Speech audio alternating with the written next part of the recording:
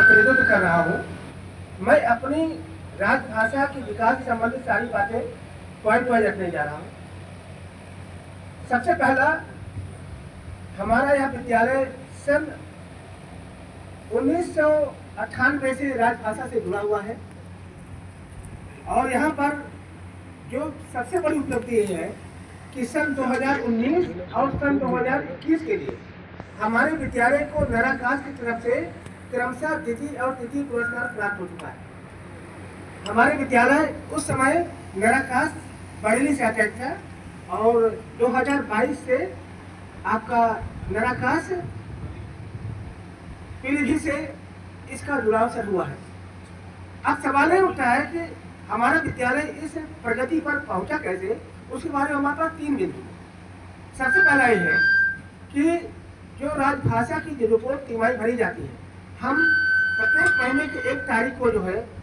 अपना कंप्लीट कर देते हैं सर, और उसी दिन जो आपका राजभाषा की साइट है हम उसको अपलोड भी कर देते हैं। इसके अलावा हमारी रिपोर्ट की जो डिमांड होती है वो हमारे रीजनल ऑफिसर, हमारे रीजनल ऑफिस लखनऊ में है, वहाँ पर होती है। हम उस लखनऊ में भी उस रिपोर्ट को प्रेषित करते हैं और उसके साथ साथ उसकी एक कॉपी सर आपके कार्यालय को भी हम ईमेल पर भेजते हैं। तो हमारी प्रगति का पहला बिंदु ये है। दूसरा बिंदु ये है,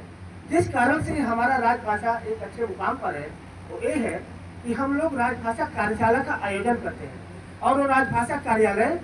प्रत्येक तिमाही के में देखा जाए तो 2 बार होता है और कभी कभी 3 बार भी होता है। और प्रत्येक महीने के सर प्रत्येक सप्ताह में जो किया जाता है उसमें हमारे जो डी ग्रुप के कर्मचारी हैं, जो कि कह सकते हैं कि बहुत हिंदी नहीं जानते हैं, उनको हम लोग विशेष रूप से प्रशिक्षण देते हैं और उस प्रशिक्षण के लिए हम जो भी ऑनलाइन ऑफलाइन स्रोतों का उपयोग हो सकता है हम उसका बेहतरीन तरीके से उपयोग करते हैं। इसके अलावा हमारे कार्यालय में जो भी कर्मचारी अपनी राजभाषा से संबंधित समस्याओं को प्रस्तुत करना चाहता है उसको भी हम बेहतरीन तरीके से जो है उनकी समस्याओं को निराकरण करते हैं और प्रत्येक प्रकार से उनकी समस्याओं के समाधान के लिए हम जो है आबद्ध रहते हैं, प्रतिबद्ध रहते हैं और संबद्ध रहते हैं। तीसरा और अंतिम बिंदु जो हमारे विकास का है वो ये है कि हमारा जो सर रीजनल ऑफिस है,